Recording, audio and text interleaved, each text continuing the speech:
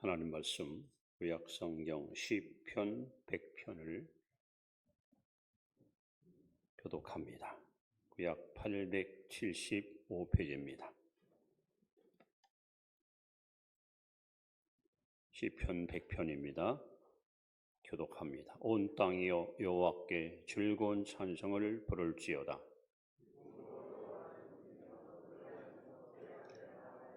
여호와가 우리 하나님이신 줄 너희는 알지어다. 그는 우리를 지으시니요 우리는 그의 것이니 그의 백성이요 그의 기르시는 양이로다.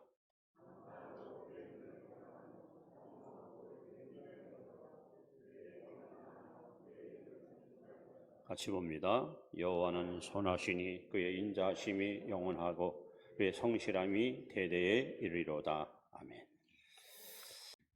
옆에 분에게 한 해 동안 감사했습니다. 인사합니다. 함께 예배드려서 행복합니다.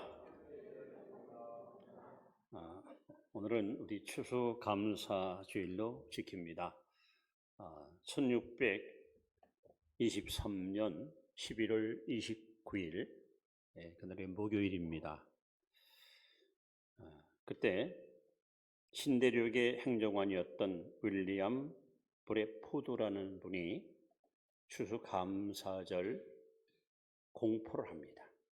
그 내용을 여러분 앞에 간단히 소개를 드립니다. 위대하신 하나님 아버지께서 금년에 우리들에게 옥수수와 밀과 강낭콩과 완두콩과 채소들을 풍성히 내려주셨고, 또한 우리들에게 사냥감과 풍부한 삼림과 어물이 풍성한 바다를 주셨도다. 또한 우리들이 야만족의 밥이 되지 않도록 보호해 주셨고, 흑사병과 각종 질병에서도 목숨을 지켜 주셨으며, 또 우리들에게 양심의 명령을 따라서 하나님을 섬길 수 있는 신앙의 자유를 부여해 주셨도다. 그러므로 이제 그대들의 행정관인 나는 우리 모든 순례자들, 곧 여러분의 아내들과 자녀들이 이곳에 상륙한 지 제3년이 되는 1623년 11월 29일 목요일에 그대들의 예배처 교회에 모여 그들의 목사님들에게서 말씀을 들으며 이 모든 축복을 인하여 그들의 전능하신 하나님께서 감사드릴 것을 선포하노라. 이렇게 해서 추수감사들이 선포됩니다. 이 선포를 읽어보시면 단순히 곡식이 열매 맺어서 풍성함을 거둬들인 것만 감사한 것이 아닙니다. 내용을 자세히 보니까 그 내용이 이렇게 써 있잖아요. 풍성한 양식과 소중한 열매 주신 걸 감사하고, 또 생명을 보호해 주시고 각종 질병 통해서 우리를 또한 건강히 지켜 주었고, 무엇보다 양심을 따라 하나님을 섬길 수 있는 신앙의 자유를 주신 것에 대해서 감사하는 감사가 바로 추수감사절이었습니다. 이 감사들을 맞을 때마다 많은 생각을 해봤습니다. 그리고 기도하는 가운데 감사도 차원이 있더라고요. 단계가 있더라고요. 마치 기도도 단계가 있습니다. 제가 기도해 보니까 단계가 있습니다. 그래서 습관적인 기도가 있고 생활의 기도가 있고, 그 다음에 아예 사람이 기도 체질로 바뀌는 그런 기도가 있어요.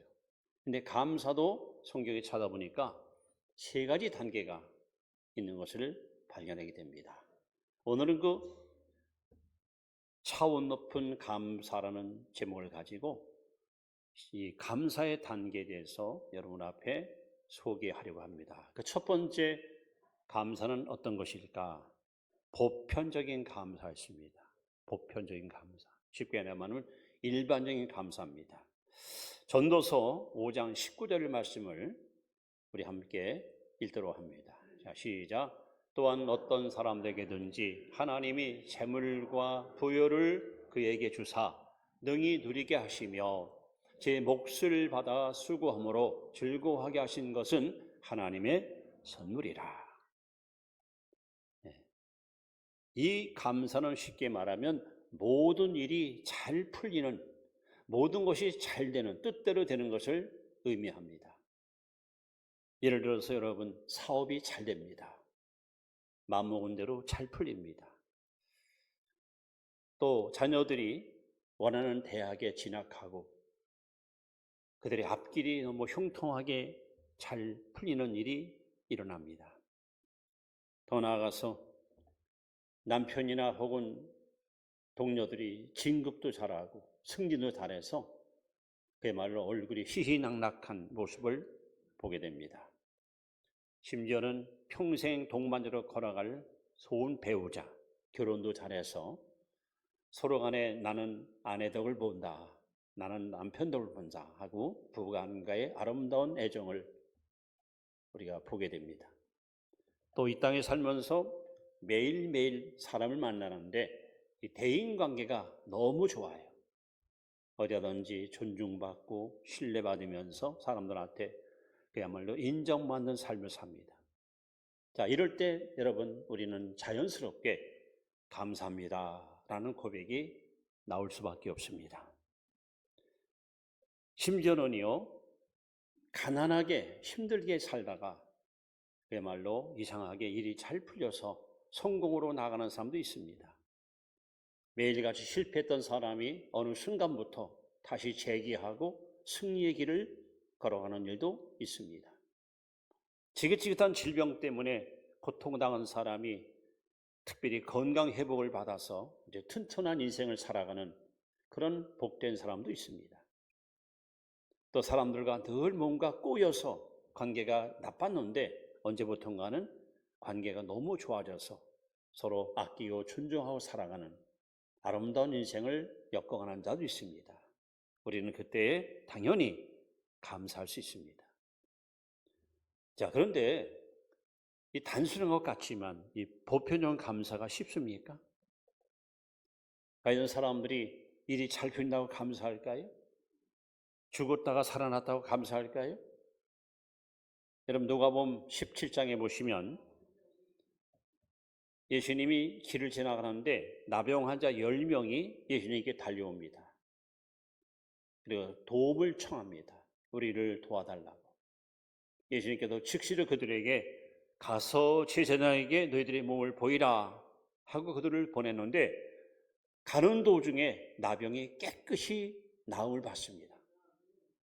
그런데 10명 가운데 딱 한 명, 사마리아 이방 사람이 예수님께 달려옵니다. 엎드려 경배합니다.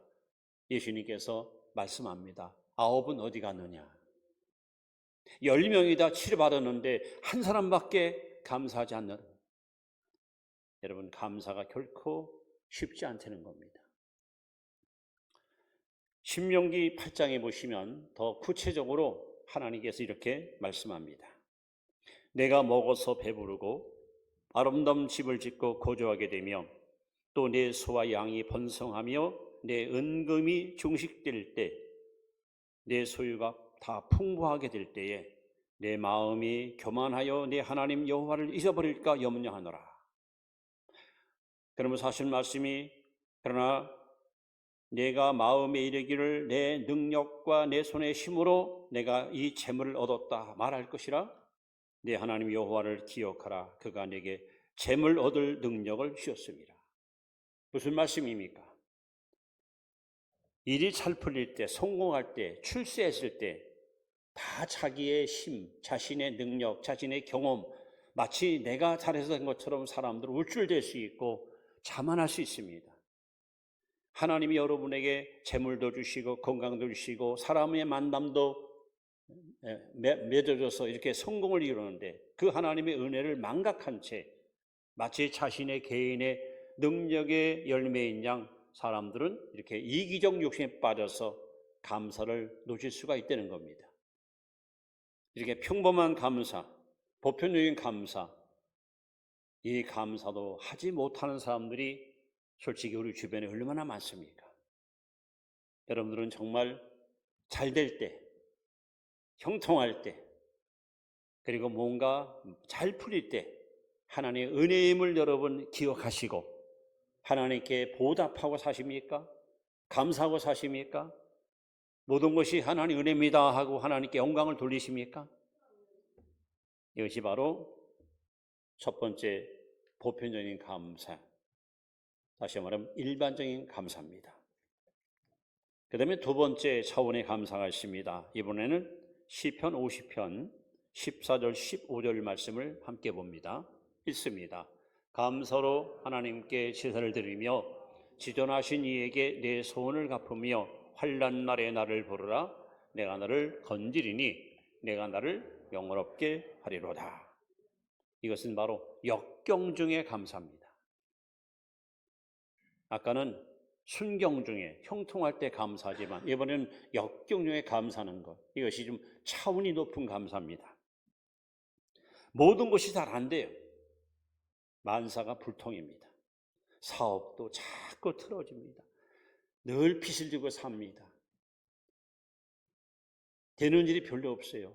그야말로 실증이 나고 힘든 시간을 보냅니다. 아이들도 자꾸 학교에 못 나와서 1수, 2수, 재수, 3수까지 어려움을 겪습니다. 진급도 안 됩니다. 금년에는 꼭 되겠지 하고 기대했는데 또 밀려납니다.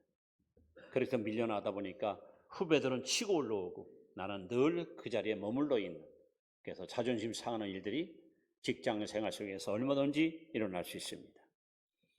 결혼도 정말 나름대로 신중하게 선택했는데 하고 보니 후회스럽습니다. 야, 내가 어쩌다가 이 사람과 살아야 되나. 하루하루 사는 것이 너무 힘들고 어렵습니다.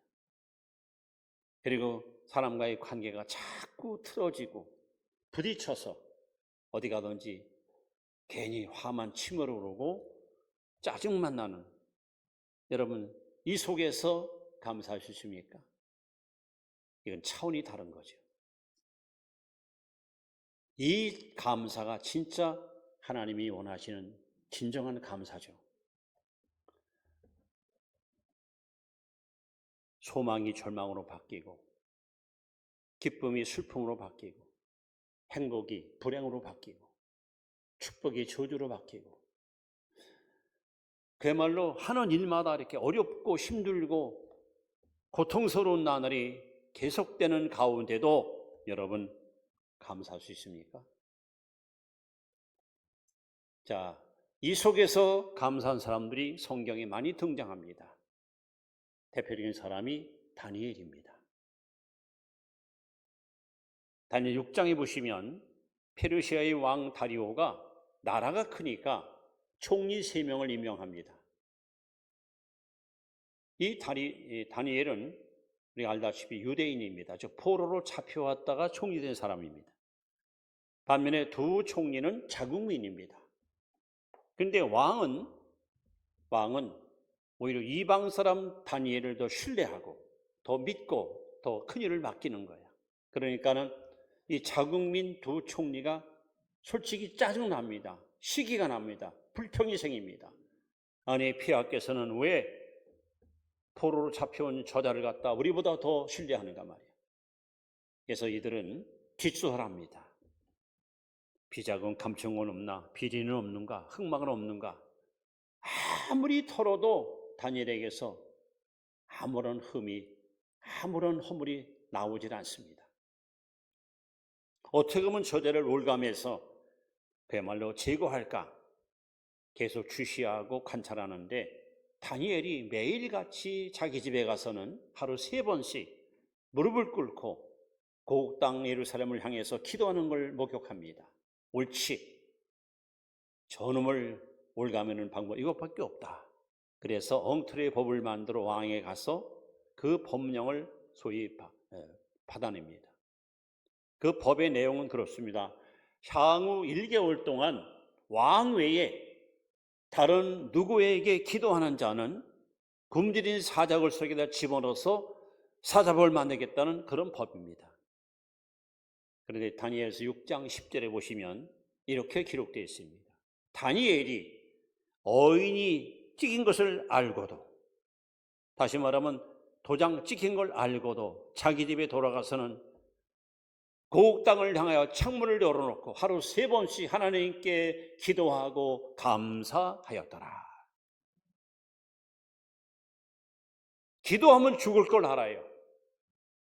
기도하면 사잡되는 걸 알아요. 그렇다면 여러분, 창문을 닫아놓고 커튼을 치고 골방에 들어가 기도하는 것이 맞지 않습니까? 다니엘은 조금도 주저하지 않고 아예 창문을 오픈시켜 놓고 당당하게 하나님을 향해서 기도하는 거예요. 역경 가운데도 감사했던 다니엘. 하나님은 과연 누구 편을 드셨을까요? 누구 손을 들어줬을까요? 결국 다니엘을 시기하고 고발했던 총리와 그 가족들은 모두 다 사자밥이 돼버리고, 다니엘 때문에 여호와 이름이 페르시아 전국에 멋지게 퍼져나가서 온 도마다 온 면마다 수많은 사람들이 하나님을 하나님으로 인정하는 놀라운 영적인 축복이 임하게 된 것입니다. 뿐만 아니라 여러분, 구약 성경에 보면 또 감사했던 사람, 역경이 감사한 사람이 있어요. 누굴까? 하박국입니다. 하박국이라는 선지자가 활동하는 시대에는요, 그야말로 이 이스라엘 나라가 너무너무 부패했었어요. 정치, 경제, 사회, 문화, 군사, 종교, 체육 다 썩었어요. 너무 부패했어요. 이 하박국이 너무 속이 상하니까 하나님 앞에 가서 항의하는 거예요. 하나님, 이게 도대체 뭡니까? 왜 정직한 사람, 성실한 사람은 무시당합니까? 왜 양심적인 사람은 저렇게 홀대를 받습니까?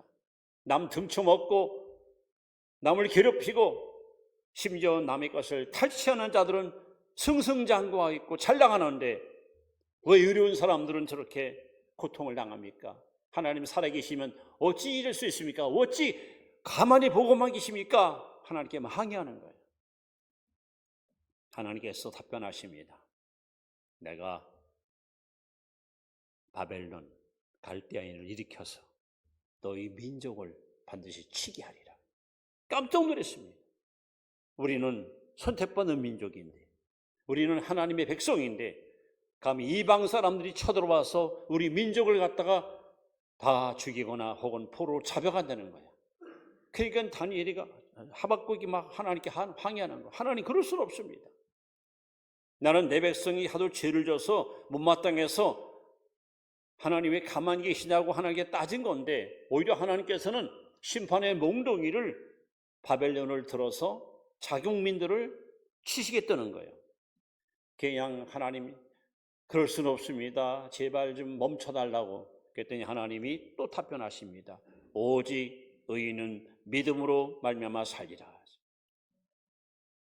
여기서 하박국은 하나님의 뜻을 깨닫습니다. 그래서 그는 이렇게 고백합니다. 하박국 3장 17절입니다. 비록 무화과나무가 무성하지 못하며 포도나무에 열매가 없으며 감람나무에 소출이 없으며 밭에 먹을 것이 없으며 우리의 양이 없으며 외양간에 소가 없을지라도 나는 여호와로 말미암아 즐거워하며 나의 구원의 하나님으로 말미암아 기뻐하리로다. 다니엘도 그렇고 하박도 그렇고 어떻게 역경에 감사합니까? 하나님의 절대 주권을 인정하면 됩니다. 하나님께서는 우리 생사복을 주관하신다. 하나님께서는 우리 민족의 흥망성쇠를 주관하시는 전능하신 하나님이시다.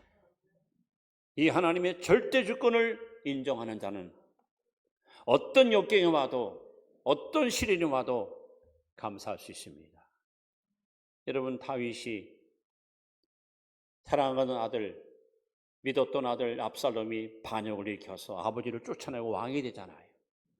야밤 도주하잖아요. 기드론 시냇가를 도망가는데 사울의 혈통이었던 시므이라는 사람이 저 산꼭대기에서 막 돌을 던지고 침을 뱉으면서 비료한 자야, 꼴 좋다, 아들한테 쫓겨가는 꼴이라니 얼마나 막 악담을 하고 얼마나 이런 비방합니까? 그때 옆에 있던 아비새 장군이 칼을 뽑습니다. 내 이놈, 감히 기름 부은 왕을 주저하다니 단칼에 내 목을 치겠다고. 그때 다윗이 뭐라 그럽니까? 아비새야 놔둬라. 아들도 나를 배신했는데 하물며 원수의 사람이 나를 모욕하는 것을 내가 왜 마다 않겠느냐. 하나님이 저 사람을 통해 나를 저주하는 것이니 내가 이걸 받아들이겠다는 거예요. 다윗을 보십시오. 하나님의 절대적으로 믿는 믿음 때문에 가장 고통스러운 한복판에서도 불평하지 않고 오히려 담담하게 그 저주를 받아들이는 걸 보세요. 이것이 정말 참된 믿음의 사람이고 성숙한 신앙인의 모습입니다. 요셉은 어떻습니까, 여러분? 형들이 얼마나 그를 미워했습니까? 얼마나 그를 시기했습니까? 죽이려고 하다가 죽이지 말자 해서 은 20냥의 애굽의 노예로 팔아먹지 않습니까? 17살 어린 나이에 언어도 다르고 문화도 다른 애굽 땅에 팔려온 요셉은 얼마나 여러분 시련의 고통의 세월을 보냅니까? 하나님께서 그가 훗날 총리가 됐고 형들이 그 앞에 왔을 때에 그리고 요셉이 자기 동생인 것을 깨닫고 나서 이제 우리는 죽었다 할 때 요셉이 한 말 기억나십니까? 형님들, 내가 형님들을 해할까 봐 두려워하지 마시오. 나를 애국으로 판 것은 형님들이 아니라 하나님이었어. 여러분, 하나님의 절대주권을 믿는 요셉은 형들을 탓하거나 정죄하지 않고 그 뜻을 받아들이면서 형들을 포용합니다. 형들을 갖다 끌어안습니다. 이것이 바로 역경력에 감사하는 사람이 갖는 신앙의 모습입니다. 오늘 저와 여러분들이 아무리 내 삶이 힘들고 되는 일이 없고 그야말로 만사가 불통일지라도 하나님의 주권을 믿는 믿음만 있으면 우리는 절대 낙심하지 않습니다. 좌절하지 않습니다. 무너지지 않습니다. 왜? 하나님을 사랑하는 자, 곧 그 뜻대로 부르심을 입은 자들에게는 모든 것이 합력하여 선을 이루기 때문입니다. 이것이 바로 차원 높은 감사입니다. 역경 중에 드리는 감사. 여러분, 이 수준까지 여러분의 믿음이 올라올 수 있기를 축원합니다. 그러나 여기서 멈추면 안 되죠. 더 높은 감사가 있습니다. 더 차원 높은 감사가 있습니다. 이번에는 욥기서 1장 22절 말씀을 같이 보겠습니다. 같이 읽습니다. 시작. 이 모든 일에 욥이 범죄하지 아니하고 하나님을 향하여 원망하지 아니하니라. 여러분, 욥은요 아브라함 동시대, 즉 족장시대 인물입니다. 그가 살던 지역을 우스 땅이라고 써 있고요. 이 욥을 하나님께서 마귀에까지 자랑을 합니다. 저와 같이 순전하고 정직하며 악에서 떠나 나를 경외하는 자가 세상에 없도다. 욥은요 하나님 앞에 정말 정직했습니다. 정말 성실했습니다. 정말 진실했습니다. 그리고 악을 떠난 사람입니다. 여러분, 심지어 욥기 31장 1절에 보시면요 욥이가 이런 마음을 먹었어요. 내가 내 눈과 언약을 맺었다. 내가 어찌 다른 여자, 다른 처녀를 주목하겠느냐. 그냥 하나님, 나는 평생 내 눈으로 죄 안 짓겠다는 거야. 다른 여자 안 바라보겠다는 거야. 그만큼 순결했던 사람, 그만큼 깨끗한 사람, 그만큼 정직한 사람이 욥입니다. 근데 그것을 끝난 게 아닙니다. 10 자식들을 신앙으로 잘 키웠어요. 그들에게 믿음을 심어주고 기도를 가르쳐주고 하나님을 섬기는 신앙의 길을 잘 일깨워서, 그래서 욥기서에 보시면은 1장 5절에 욥의 행위가 항상 이와 같다. 언제나 한결같이 변함없이 하나님 앞에 정직했고 자식들을 잘 키워서 온 가족이 하나님을 경외하는 아름다운 믿음의 가정이었습니다. 저는 이것을 읽으면서 여러분, 솔직히 우리가 힘들고 약하고 어려움 당할 때 하나님 앞에 매달리는 이런 사람이 많아요. 그런데 진짜 부자가 되고 성공하고 번영할 때에 하나님께 매달리는 사람들은 흔치 않습니다. 쉽게 말하면 가난한 사람이 주를 의지하는 사람은 쉬워도 부유한 사람이 하나님을 의지하기는 쉽지 않아요. 그런데 욥은 오히려 부자일 때, 건강할 때, 행복할 때 하나님을 더 잘 섬겼던 사람입니다. 그러니까 하나님이 욥을 자랑할 수밖에 없었던 거예요. 이렇게 욥은 순경, 형통할 때 하나님을 잘 섬긴 거예요. 근데 거기서 끝났나요? 어느 날 갑자기 욥의 집안에 어마어마한 시련이 찾아옵니다. 그 엄청난 재물이 한순간에 다 흩날립니다. 다 사라집니다. 재물과 사라짐이 동시에 10자녀, 7 아들, 딸 셋이 한 장소에서 압사당가 죽어버립니다. 그때 욥이가 고백한 고백이 우리가 읽은 말씀입니다. 주신이도 여호와시요 주신이도 여호와시오니 내가 여호와를 찬송하리로다. 그 앞에 보면 욥이 여호와께 엎드려 예배하며 가로되. 여러분, 자식이 죽은데 예배가 나옵니까? 한둘도 아니고 10자식이 다 죽었는데 예배 드릴 수 있습니까? 여러분, 입장을 밖으로 생각해 보세요. 오늘 주일날인데 교회 오는데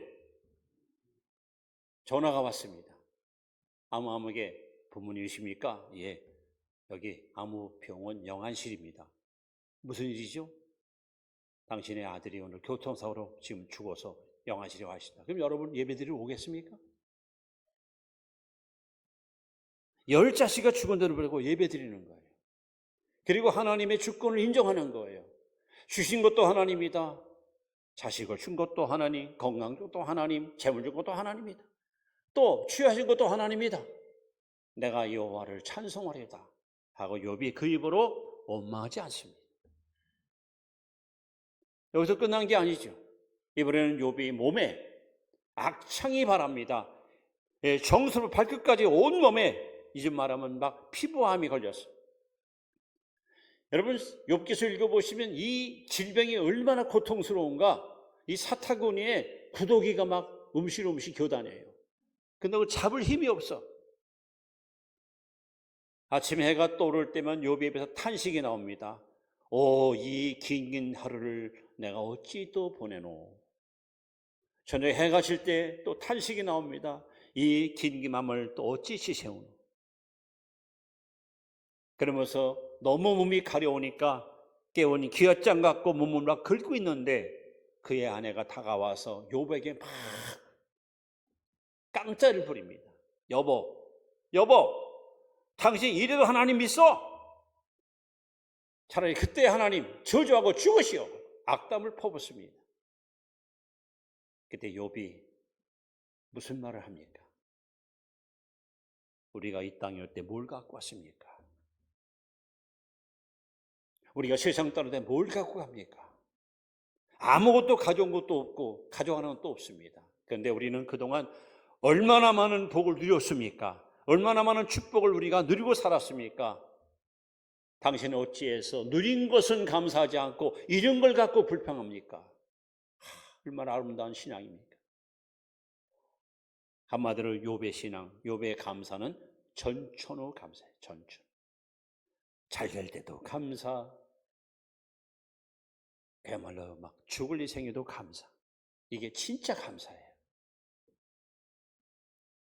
여러분 생애에 햇살만 빛난다고 감사하지 마세요. 먹구름이 끼고 찬바람 불어와도 감사하십시오. 건강할 때면 여러분 감사하지 마세요. 병들어 죽을 일이 생겨도 감사하십시오. 집안이 편할 때만 감사하지 마십시오. 집안에 우환이 가득 차도 감사하십시오. 욥은 부자일 때도 성공할 때도 감사했고 자식이 죽고 병들어도 감사했고 그래서 이게 진짜 감사다. 전천후 감사. 아까도 말씀했지만 바로 욥은 하나님의 주권을 하나님의 절대 주권을 믿었기 때문에 그래서 그는 역경의 한복판에서 그가 한 고백은 우리에게 큰 감동을 주지 않습니까? 욥기 24장 10절에 나오는 말씀이죠. 나의 가는 길을 오직 그가 아시나니 나를 단련하시는 내가 정같이 나오리라. 나는 지금 왜 이렇게 내가 이렇게 왜 망가졌는지 난 몰라요. 자식이 왜 죽었는지, 내가 왜 병들었는지, 우리 집안이 이렇게 망쳐들었는지 난 몰라. 그러나 하나님은 아셔. 분명한 것은 나의 가는 길을 나는 모르지만 하나님은 아셔요. 하나님은 나를 지금 연단시키는 거야. 나를 단련시키는 거야. 나를 훈련시키는 거야. 이 연단의 기간이 끝나면 하나님은 반드시 나에게 더 큰 예비된 복을 주실 것이다. 과연 욥의 기대와 그의 소원은 여러분 틀리지 않았습니다. 욥기 42장에 넘어가시면 이 고난을 이긴 욥에게 어떤 결과가 따라오나요? 42장 5절에 보시면 욥이 하나님께 이렇게 고백하잖아요. 내가 전에는 고난 당하기 전에는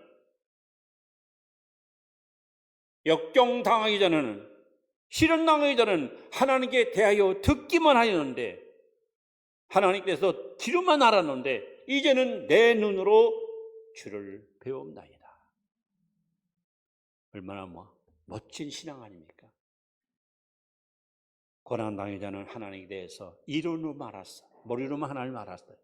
그런데 이 고난을 통해서 그가 깨달은 것이 뭐냐? 이제는 내 눈으로 주를 배웁나이다. 그래서 하나님은 욥기 42장 12절에 욥의 말년에 갑절의 복을 주십니다. 욥은 어떤 상황, 어떤 형편이든지 절대 입으로 불평하지 않았어요. 원망하지 않았어요. 끝까지 자신의 입술을 지키면서 하나님을 찬양하고 경배했습니다. 감사했습니다. 하나님께서 욥의 말년에 갑절의 복을 주신 줄 믿습니다.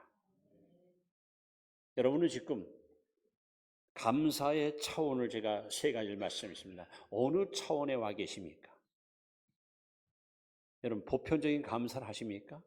일상의 삶 속에서 잘 될 때마다 하나님 감사합니다 하고 감사의 마음을 표하십니까? 이제는 그걸 뛰어넘어서 역경 중에 감사하십니까?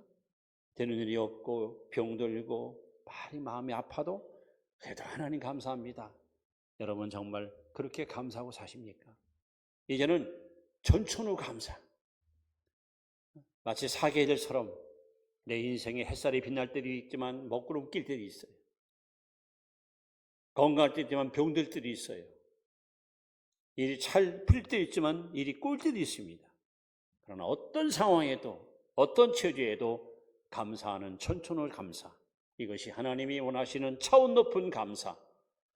우리 감사절을 맞이하여 여러분의 감사 생활이 여기까지 이렇게 상승하기를, 여기까지 여러분 성숙한 모습으로 성장하기를 주의 이름으로 축원합니다.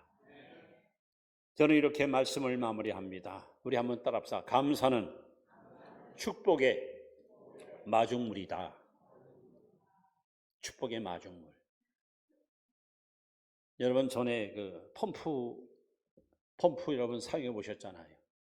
그래서 펌프질하면 물이 안 나오는데 거기다가 바가지로 물을 한 바가지 퍼놓고 막 펌프면 물이 콸콸콸 나와요.